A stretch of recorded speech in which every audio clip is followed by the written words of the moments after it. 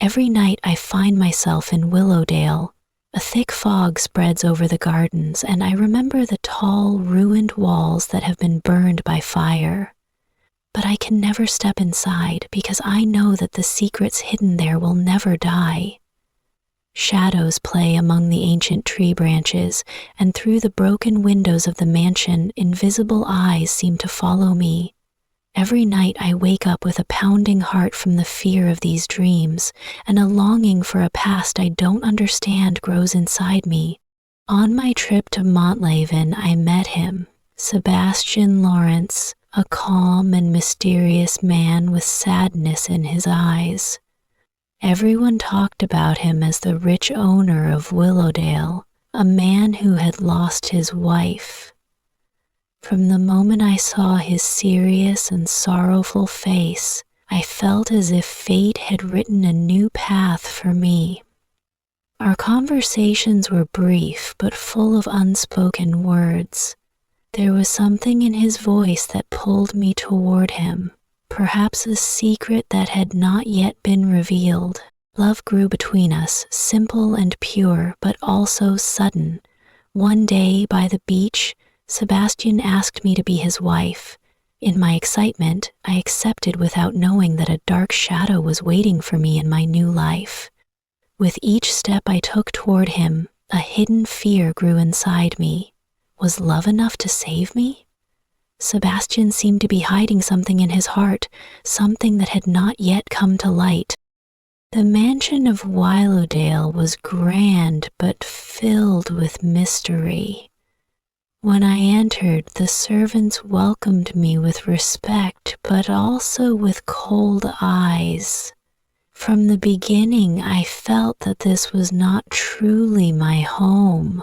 The high ceilings, the dark fireplaces, and the velvet curtains swaying in the night breeze all spoke of a past that was still alive.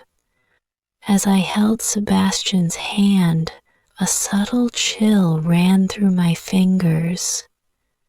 Was this just a dream? Or was there an invisible truth hiding within these walls? She was the one who watched me from the moment I arrived. Mrs. Marlowe, the loyal servant of Sebastian's first wife, had sharp eyes and a cold manner. From the start, she made it clear that my presence in this house was unwelcome. She quietly observed everything, as if she was watching every move I made. One night, as I left my room, I saw her standing in the dark hallway, still and silent. Her eyes shone, and I felt as though unspoken secrets surrounded me.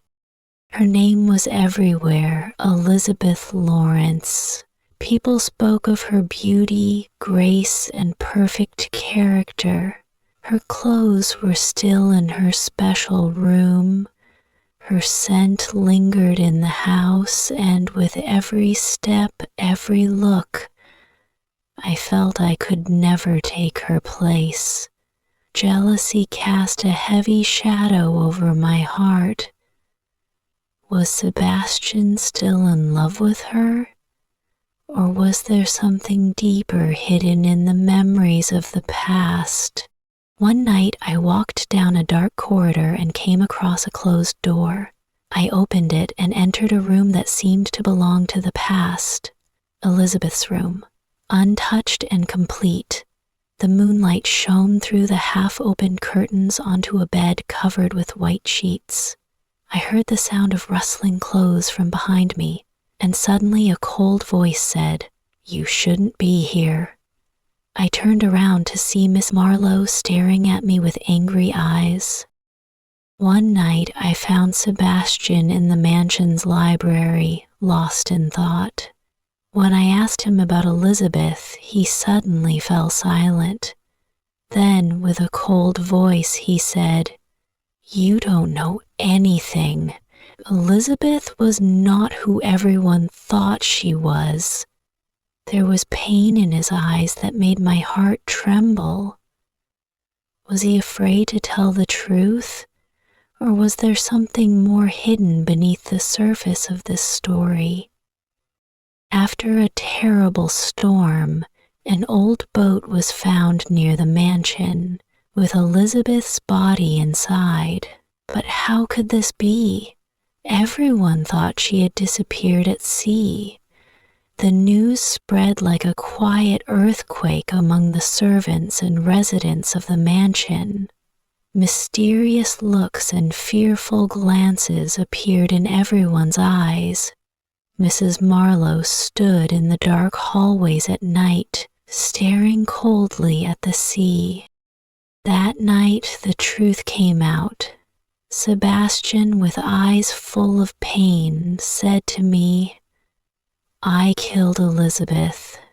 She was a cruel and deceitful woman, someone who had tricked everyone, but she had arranged her own death. With a plot to destroy her husband, she became the victim of her own game." The trial arrived, and the evidence against Sebastian was still unclear. Jack Fowle, Rebecca's cousin, tried to pin the murder on Sebastian. But our lawyer managed to prove Sebastian's innocence with new evidence in his favor. Yet, Fowle's pressure on the judicial system and indirect threats created a sense of fear and uncertainty. What no one knew was that Elizabeth had been suffering from an incurable illness for a long time. She had intentionally manipulated everything so that Sebastian would be forced to kill her. The bitter and tragic truth was that Elizabeth had set everything up to make Sebastian guilty, and in the end, she became the victim of her own scheme. Sebastian and I returned to our old home, Mandraley, but what awaited us was a mansion in ruins, burning in flames.